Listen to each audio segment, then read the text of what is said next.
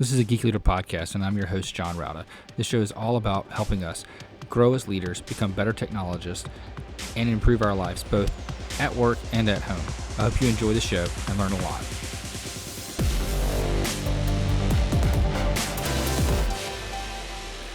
Welcome to episode 226 of Geek Leader Podcast. I'm your host, John Rauda. And today's sponsor is A2 Hosting. I've been using A2 Hosting solid state hosting solutions for our website at geekleader.com for many, many years now, and absolutely love their support, their service, and all the features that you get. You get access to cPanel. You get all of the things that you can imagine for a great WordPress experience, including their A2 optimized WordPress, which does extra security checks, extra lockdown. You can lock down your editor file so you can't edit anything inside there. You get alerts whenever there are file changes that are done. You can also do automatic updates, backups, and more with A2 Hosting. So highly recommend it. Go to geekleader.com/A2 to get more information and to sign up for their solid state turbocharged speed hosting today. Again, that's at geekleader.com/A2. All right, Geek Leaders. So today on the show I have Nicole Jansen, and she is the CEO and founder of Discover the Edge, and also the host of a podcast called Leaders of Transformation. And you guys know how I love to listen to podcasts. And hopefully she can share some leadership tips and some exciting things that she's learned from going through her experiences and some of the things that she teaches her clients and coaches them. With all that being said, Nicole, welcome to the show. Thanks for having me, John. I'm glad to be here. All right. If you don't mind, just tell the audience a little bit about how you got to where you are today and what are some of the things that you're doing today. Sure. So I grew up in an entrepreneurial household, and my dad owned garage businesses. My mom worked in the businesses that he had. She would do the paperwork, and they just were really very entrepreneurial, trying new things all the time, and started another business from home where I started to help with them in that business and grew up in that environment.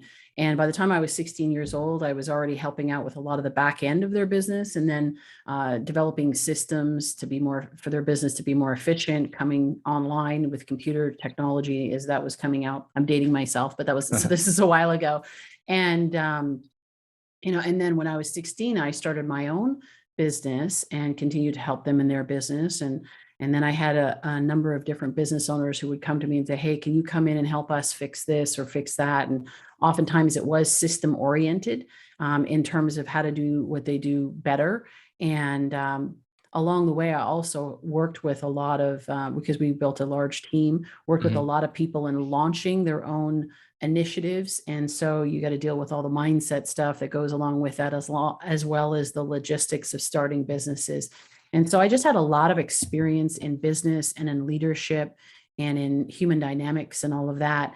And gradually, that business, I thought that's what I was going to do for the rest of my life. And apparently God had other plans because that business ended up falling apart because of leadership issues. This is one of the reasons why I'm so passionate about leadership, is because when it's good, it's awesome. And when it's not, it's painful and destructive.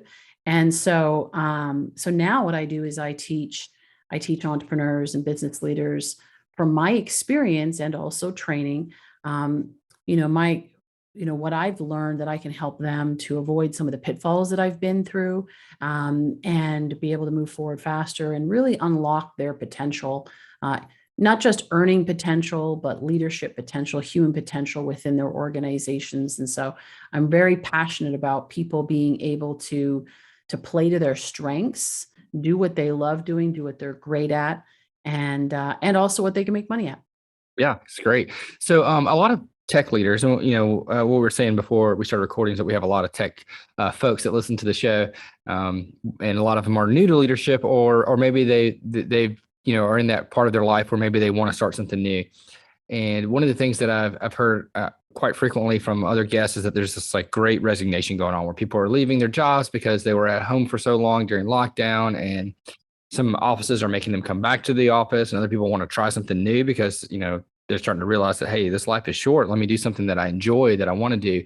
Have you seen that uptick in people maybe starting new businesses or trying the startup world or being an entrepreneur, since COVID kind of happened?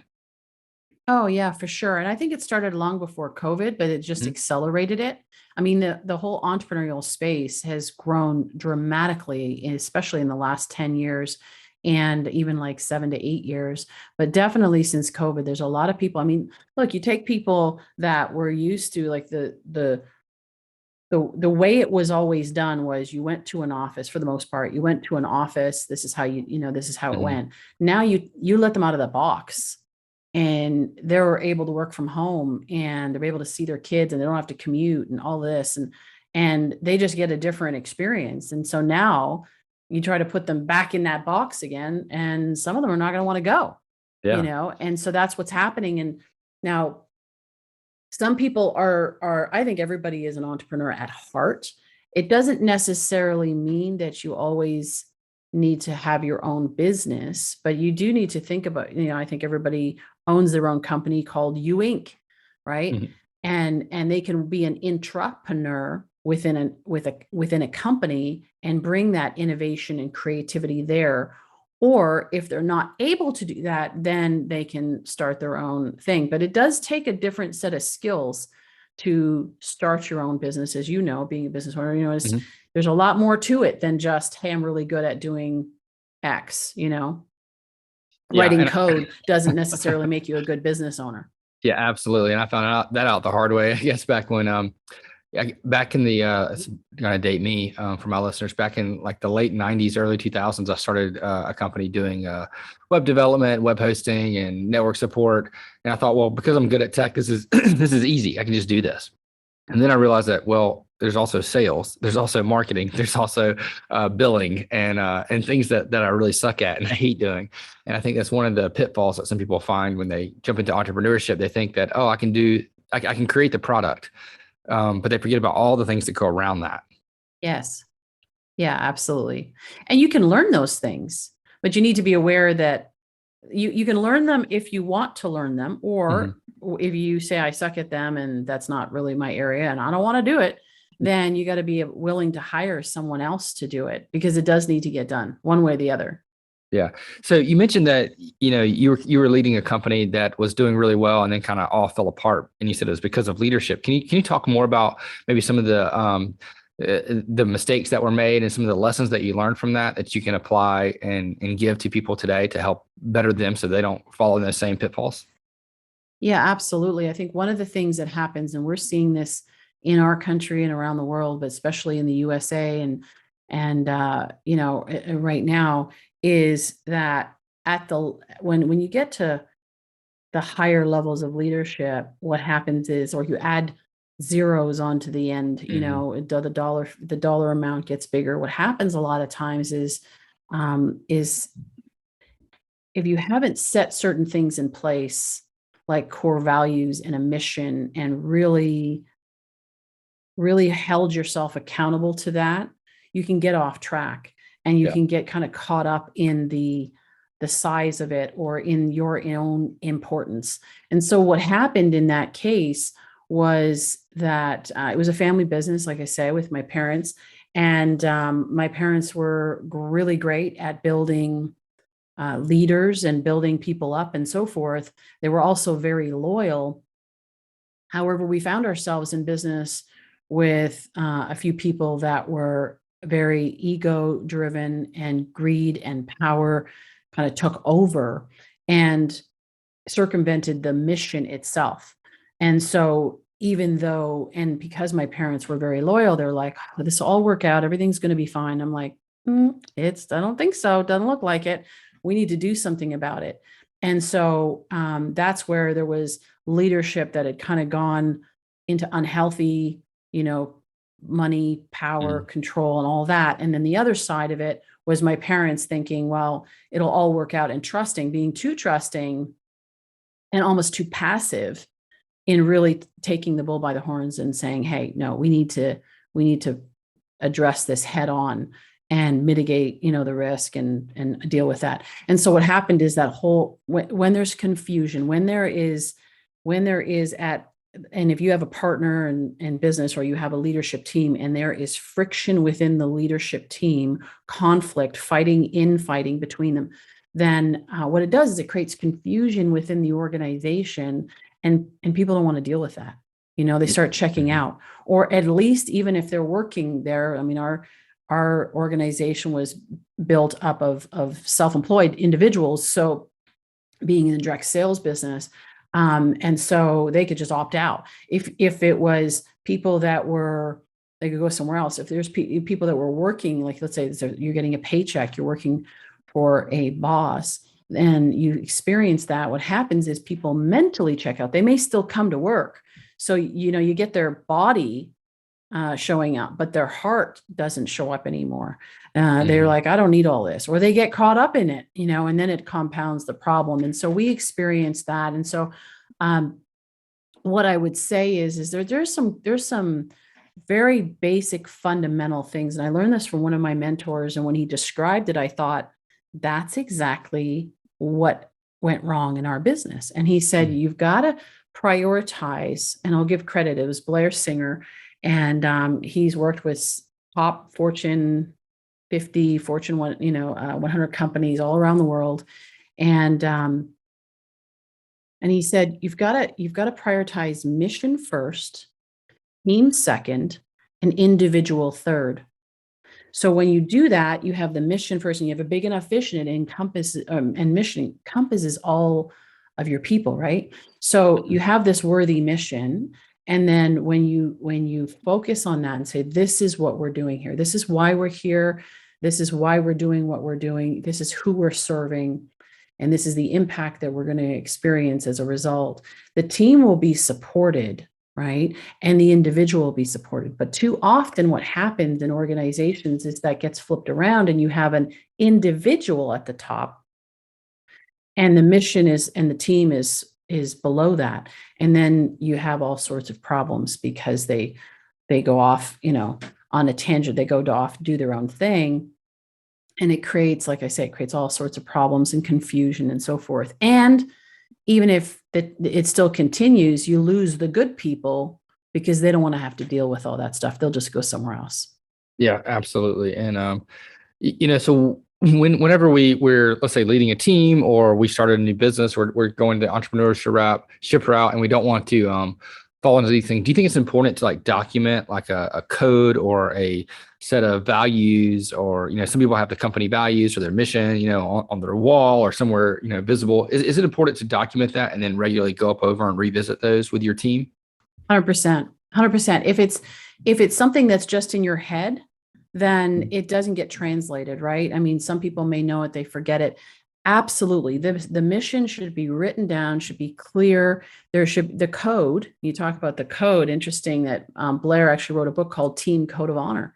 And it's about the invisible code that holds a team together. And this code of honor is, so there's core values. A lot of people, we hear about core values. Well, a core value like innovation, leadership, integrity, empowerment, whatever, all of those are core values, but it's how you live those out that becomes really important, right? You can throw these words around. Respect. We value respect at this company. Well, what does that actually mean? If you're in the US, that might mean a certain thing, but if you're in, let's say you're in Asia or Europe, that might mean something very different in terms of how it practically is applied on a day-to-day basis. And so you have your mission, your vision, your purpose, why you're in business and who you're serving and all of that. Then you create the core values that are guiding principles. And then you have a code of honor or a set of agreements that is like, this is how we play the game. These are the rules of engagement. Nobody would go out on a field, a sports field, or certainly, the Olympics, for example. You wouldn't go out there and play a sport, especially a team sport, but even individuals, without some rules and some boundaries. Like, this is what success looks like. This is what scoring looks like. This is when we're doing well. This is what it looks like. And the biggest challenge in organizations is that even if they have that, to the latter part of your question, is they don't follow through on it. They don't follow up on it. They don't stay. It's literally, I should be able to walk around someone's organization and ask anyone that works there and say, what are the core values? What's the team code of honor? And have them not have to look at an owner's or a orientation manual or run to the lobby to see what's written on the wall, but they should be able to know that off by heart because they operate by it every single day. Yeah, and it actually absolutely. self-polices. So it's not like you have a set of leaders at the top. Let me just be clear. It's not like people wandering around and policing it. That's not what I'm talking about. I'm talking about it being a code of honor and a set of agreements that the team gets why this is important, why it benefits everyone for us to operate this way, and that we actually want to operate this way. So if I'm in, X cubicle and there's someone right next to me and they start acting out and violating some of the agreements that we've agreed to, I go, hey, you know what? We agreed that we weren't going to do that. Gossip, let's say, or blaming, justifying, criticizing, all of that, right? So you say, hey, we agreed that we weren't going to do that because that just creates a toxic environment. And so let's just refocus ourselves on what's positive, or just let it go, or whatever it is, right? But you literally call each other on it rather than having to wait and saying, oh, I'm going to go tell so-and-so what you did. That's not what I'm talking about. I'm talking about it actually taking ownership of it. Every single person that's working in the company that takes ownership of it and says, I get why this is important. We're all going to win. We're all going to have a great workplace when we operate this way. Yeah, I think one of the things that I know I've fallen into trouble with this one is we have a code for our tech group that we go up over, and I kind of forget to do it as much as I should. Like I forget to talk about it. And for example, we've had 2 new people join the team in the last couple of months. And this is something we typically do quarterly. But with COVID, we've kind of put it on the back burner and haven't really talked about it. And in a conversation recently, I was realizing that they've never seen our code. We haven't gone through it for them. We haven't shared it with them. So it's one of those things that I've fallen apart by just taking for granted the fact that this is out there, and not reiterating that this is what we do. This is what we are. This is who we are, and emphasizing that. Have you seen that people kind of go through the process and create something like this? They go through it, they're excited about it, and then just forget about it? Oh, all the time. All the time. I think that's the majority. This is where you notice great organizations versus, organizations that do well, but maybe don't set themselves really, really apart long term, is that they, great organizations actually live it, eat it, breathe it all the time, right? Versus, and what you talked about is very common, right? Like you talk about it, right? But then you kind of forget about it, because it's really not taught. It's not taught to have this in place. It's really more about balance sheets and how, make sure your business is profitable, and you need to look at this, and you need marketing, and you need sales, and blah, blah, blah, and all that. There's a lot of emphasis on a lot of that. And even right now, there's a lot of emphasis on diversity and inclusion and equity and all of that. But all of that actually drills down to, how do we play this game that we're playing? What is the game? Why are we playing it? Who are we playing it with? And what are the rules of that game? And so, it's actually, if you were to, I had somebody on my show, Bobby Herrera, he runs, what's the name of the company? Populous Group. It's an HR firm, big HR firm in the US here. And I think it was him that talked about the fact that they actually do this in their recruiting process, which is, and so he's been doing this for years. He teaches this now to others. But it's the idea that when you're recruiting someone, I mentioned Blair earlier. So Blair used to have a franchise system, and they were recruiting me to see if I wanted to buy one of their franchises. And while we were during the conversation, it became clear that I was like a perfect fit for a regional developer and franchise owner and so forth. But Blair said something very interesting to me. He said, Nicole, he says, I think we would love to have you part of the team. I think you'd be great. And here's our code of honor. That being said, here's our code of honor. Here's how we agree to play the game. These are the rules of engagement. If you can agree to these rules of engagement, and there was only like 10, 12 of those, those things, then awesome. We'd love to have you part of the team. If not, no problem. This is just not the team. This is not going to be the team for you. So we actually put it up front and said, in order for you to give me money to buy one of my franchises, you need to agree to this code of honor, because this is what we teach, right? So I would say that in the it's not so much afterwards, like, by the way, just so you know, now that you work here, this is how we do it. It's actually in the recruiting process that you weave it in there, that you make sure that you find the right people that they already get it. So they come in knowing what the code of honor is and what they've agreed to. And then it's easier to hold them accountable to it versus later on saying, hey, this is how we do it. And they're like, well, I didn't agree to that. Yeah. Yeah, I think that's it's one of the. Do you know of any tips or tricks that I could use maybe to encourage myself or to let myself kind of know that I need to be more assertive, or I guess you would say, or explicit when it comes to this code that we've been talking about, and sharing it, and not taking it for granted. I'm trying to think of a way that, 'cause here's an example. One of the things that we do is we'll go up over like projects and kind of quarterly goals and things like that, and I'll weave it in there. But I don't know if that's a good place, or if there's something better I could be doing, or is there a better way to kind of to go about this? So did you create this code of honor, or did your team create it with you? We created it. Well, I had the first draft, and then, it's something like, as we share, we talk about, is there anything we need to add to it or remove from it? And since then, some things have come off and other things have been added, but it was originally, initially was set up first as, this is my belief of what our team is and what we do. And then we've added some things to it and removed things as a team. Got it.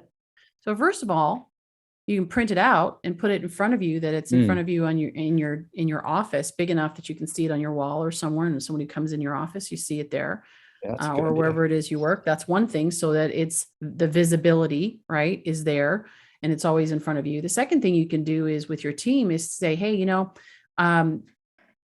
you know, I've got a podcast, and, I'm always talking to people about leadership and so forth, and always wanting to look at how we can better ourselves, better organization, make it a better workplace for you. Cause you always want to be thinking in terms of what's in it for, that's what they're thinking, right? What's in it for me? And why do I care about this?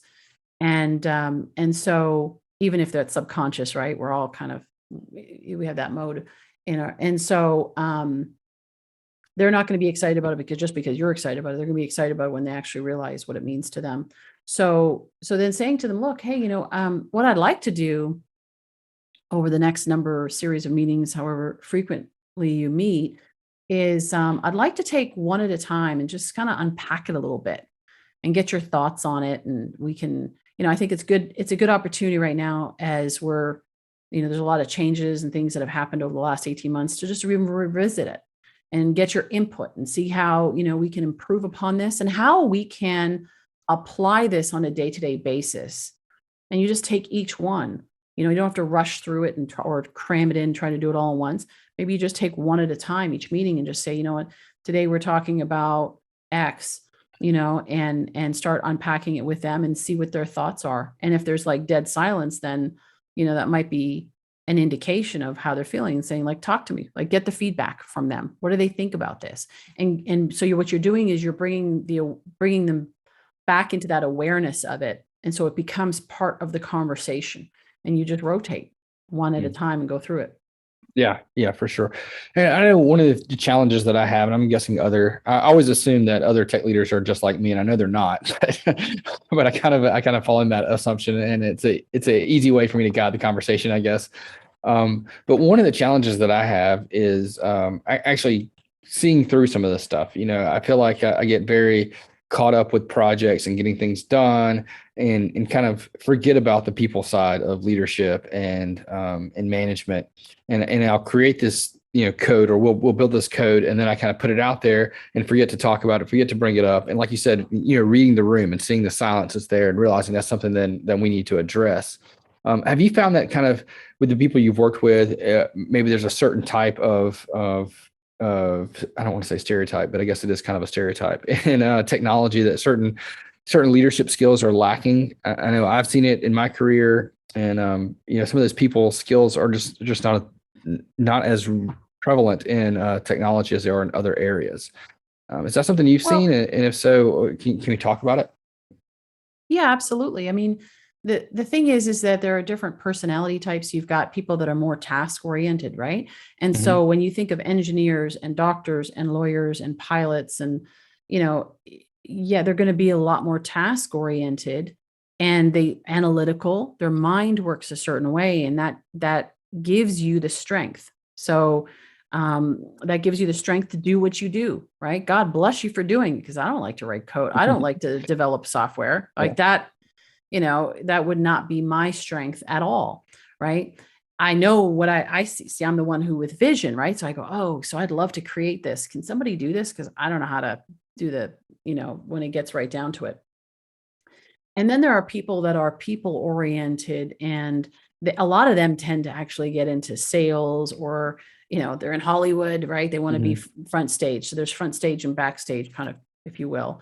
And is recognizing that all of those different personality types are valuable and valuable to a team. Now, some teams, like in technology, will tend to have more task oriented people just because of the nature of the work that you do. Whereas maybe if you're in Hollywood or you're in a photography, you've got a company with a lot of creatives, right? Or a design company, creative design, then you're going to have a lot more of a different personality type, right? Hmm. Possibly, right? So although that takes a lot of detail, of course, Yeah. when you're doing that. But so each personality, or a sales organization, is going to have a lot of strong personality types, vocal, verbal, processors and so forth. So in answer to your question, with that context, answer to your question is yes. What I find is a lot of times, technology, people tend to lean towards more of the task, is that they kind of forget about the people side of it. But in fact, we're all human beings. Even someone who is an introvert, and maybe somebody who likes to sit behind their computer and just work and don't want to have to deal with a lot of people, Hmm. they're still a person, they're still a human, and they still have feelings. I'm actually an introvert by nature. I love just being on my own and do my thing. And yet at the same time, do I still have feelings? Absolutely. And do I still have certain, like, I still want to connect with people? Absolutely. So it's understanding that it's going to look different than someone else who likes to socialize and all of that. But we do need to take into account those people's skills. Empathy is a skill that is and a quality of a leader that is really, really important, is having empathy for, not like, oh, poor you. I'm talking about empathizing with where people are at and what they're going through. And especially right now, as there's so much uncertainty in the world and what's going on, and fear, and news is just like really blowing up in terms of causing fear on both Hmm. sides, right? Whether it's fear that you're going to get sick, or fear that they're going to come and get you, the Yeah. conspiracy theories, like, either way, right? It's this whole fear pandemic going on. And so when you empathize with people and you realize that they're dealing with all of this stress, you can't just say, you know what, just do your job. You're here, we pay you to do your job. If you do that, they might, like I was saying earlier, they might show up, but you won't get their heart. You won't get Yeah. their passion, and so to develop empathy, to develop an awareness of the different qualities in people and what they bring to the table. I'm a big believer in building a strengths-based team, and Hmm. I'm all about results. I'm all about taking action and doing things in the right way, and having organization and structure and procedure, but recognizing that every single person that comes to the table brings a unique set of strengths and personality, and being able to manage and lead them based on who they are, versus trying to put them in a box. I'll give you, as I said, a quick example. I had a business owner who said to me, why do I need to acknowledge my people? I pay them, right, to do the job. And I'm like, well, yeah, I guess, I mean, if you want to look at that way, you don't have to acknowledge them, but they also don't have to love coming to work, Right. you know, and they don't have to go over and beyond to help you either, right? When 5 o'clock, you wonder why they're at 4:45 looking at their watch and going 15 minutes left. Well, it's because of that, right? they're not engaged. And so if you want to get people's heart, you got to care about them. And I'm not saying you got to, let them off the hook and, oh, we don't have to do. Yeah, of course you got to get work done, but empathize with where they're at, acknowledge. And you know what? Sometimes just acknowledging it, and it takes even just a moment to say, hey, how are you? And actually wait for an answer. Or, hey, somebody says, oh, I'm just really stressed right now, and acknowledge it, maybe a word of encouragement or whatever, but just even just being for them to be heard, and that, Mhm. that it landed with you rather than just letting it pass right by is enough. I used to have one more example, I promise. I used to work with a bunch of lawyers in one of the top law firms in Canada, and there was an assistant that was my assistant, was our assistant for the group that I was Mhm. working with, and she used to come in the morning, and I'm like on task, and I was only there 3 days a week to do this, to handle this project, because I didn't want to be anymore. And so I was like on focus. I'm in, let's do this. I got 5, 6, 7 days worth of work. I got to get done in 3 days. Let's do this. And she'd come in and she'd be like talking in the morning, right? She's telling me about her orthodontics appointment. And I'm like, stuff I didn't want to know, and about her teeth and whatever. And she's going on and on. And I'm thinking, can we get on with this? Like, yeah, that's great. That's great. That's great. Okay. Yeah. Gotta, you see the, 3 feet of stack of papers in front of me, the hint, right? And then I realized that she would go away and she'd grumble and so forth. And she was really hard to work with. And I stopped and I realized, you know what? I'm not paying attention to her, and she needs something from me, right? Maybe she's alone, she's single or whatever, and she just doesn't have anybody to talk to. So I started to that first 10 minutes, and initially it'd be like 20 minutes that she'd be there. But I noticed what I did is when I started to acknowledge and just pay attention to her, it took less time, 10 minutes, and let her get all of that out, and yeah, okay, cool. Oh, that's great. And then she would go off and she was like this happy camper, and she would get so much more accomplished. And then when I needed something done, she'd be like, yeah, sure, I can do that for you. No problem. And I thought, oh my gosh, this is awesome. But it cost me 10 minutes, but it gained me so much more in doing that. Hmm. Yeah, I think, and I found similar results as well. One of the things that I really like that you said at the beginning of that was that, you need to develop empathy. So, because I think some of us believe that either you have it or you don't. It's one of those things you're born with. And empathy is one of those things I struggle with. I struggle with seeing people's point of view. And this is going to sound bad, but in the back of my mind, when I'm talking to someone and their viewpoint seems so far from mine, I just feel like, God, this person's an idiot. Why are they thinking that? Like you mentioned the fear base and the different things that are going on with COVID. And if someone has like a conspiracy theory mind or something like that, sometimes I think, how can I get there? And then I realized that these are people just like I'm a person, and these people have, they were brought up a certain way, and because of that, they have a certain mindset, and they have a certain beliefs, but they have certain values, and that's driving their decisions. And I need to be cognizant of that and take that into account. Are there any tips that you have to help develop empathy for people like me that really struggle with that? Yeah, great question. Well, so one thing that came up as you were sharing, I was thinking there is a big difference between acknowledgement and agreement. Mm. So acknowledgement is, I acknowledge what you're saying is true for you right now. Mhm. I'm acknowledging that what you're saying is important to you right now. I'm not necessarily agreeing with what you're saying. That's different, right? So sometimes we don't want to acknowledge because we have a fear that we're actually have to think their way, Uh-huh. like it's actually pulling us in that direction. That's why we're having so much trouble in society right now with this division, is because you got two sides basically, and you got the ones in the middle who are completely confused about, and they don't know which way to go, right? So they're feeling Yeah. torn one or the other, right? But you've got these two sides, the extremes, and they're playing this tug of war. And this actually comes from my experience in sales, right? So when I was starting out, I realized very quickly that arguing with people wasn't going to build any friendships, and it wasn't going to get me any sales. So it was, and so in Objection handling 101 is acknowledge and ask a question. Somebody says, I don't like this.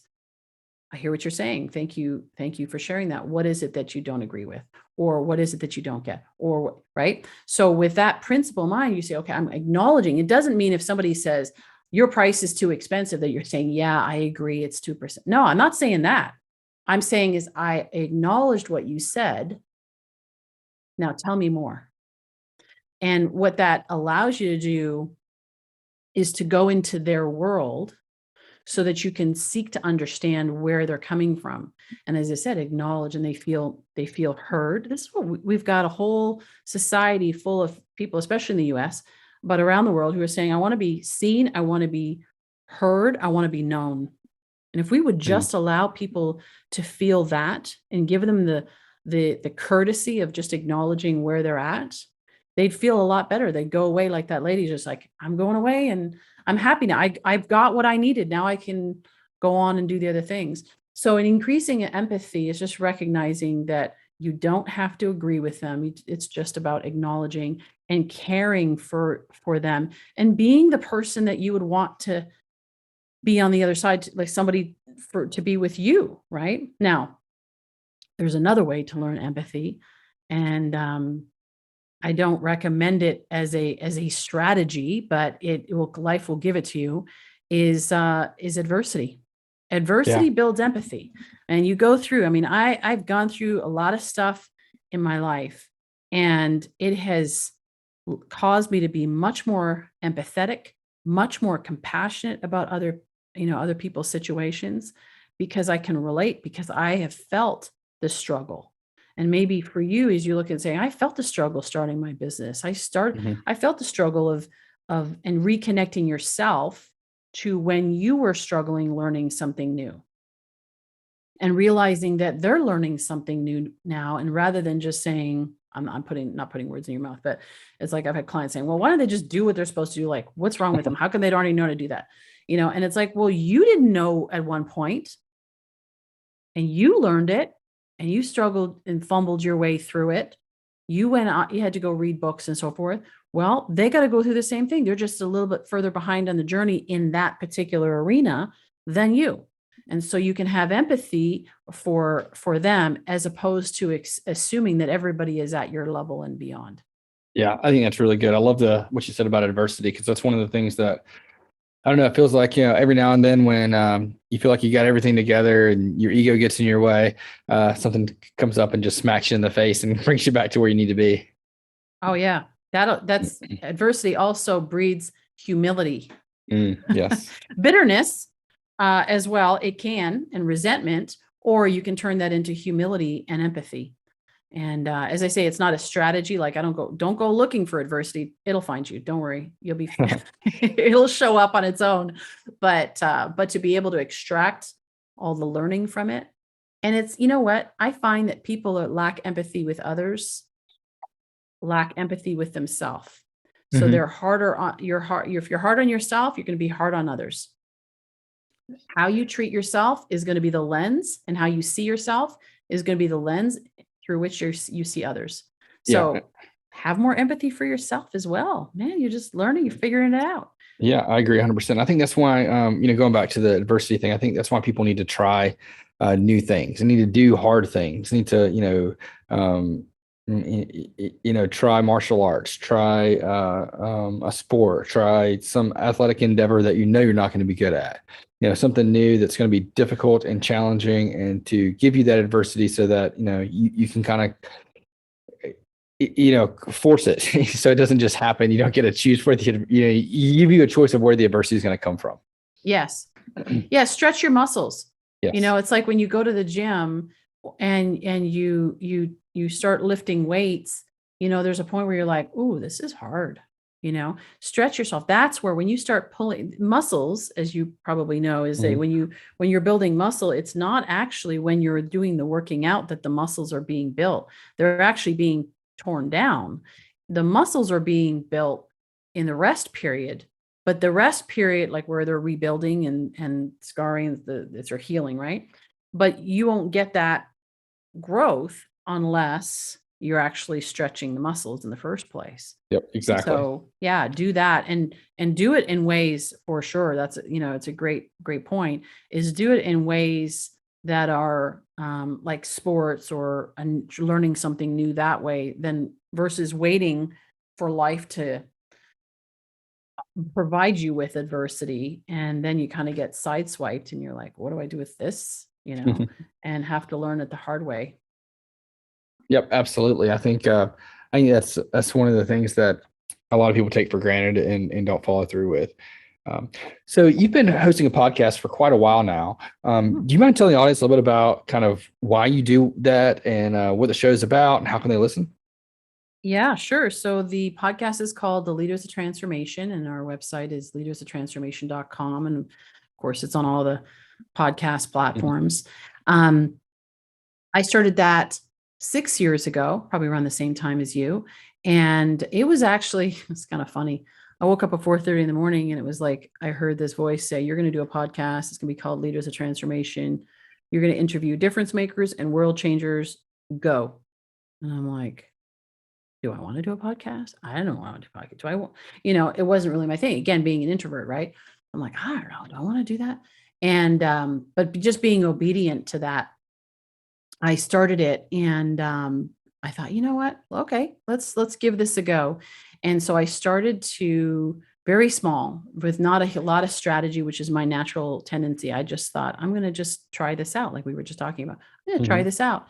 And so I started reaching out to people in my network that I knew that were really cool people and had done some really great things, and then had a broad perspective, very expansive perspective on life and transformation and leadership and all that. And I started to interview them.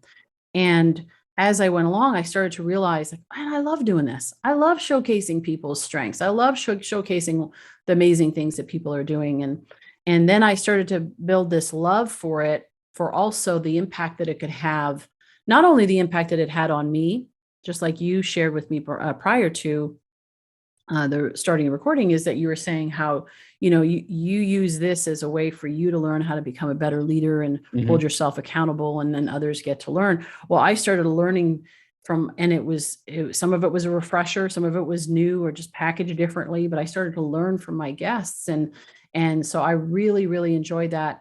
And it gave me a fresh new, an association, is so important, is an association around people that were inspired and big thinkers and movers and shakers and so forth. And as I went along, I realized more and more how important leadership is, that I kind of took it for granted. I didn't really call it that. But then I started realizing, like, wow, everything really rises and falls on leadership. And not just leaders that are just, there's a difference between a leader and a manager. A manager is maintaining, and a leader is actually forging new territory. So leaders of transformation is people that are creating transformation in the world in some way, in business, in their arena, and so forth.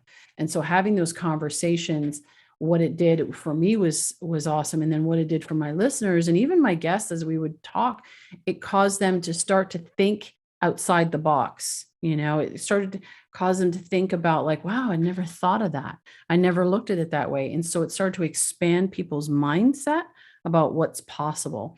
And so it just kept re-inspiring me to continue to do it, and to really, and it's funny because that was in 2015. And today, when we look at, I believe we're in the middle of a leadership crisis on so many levels.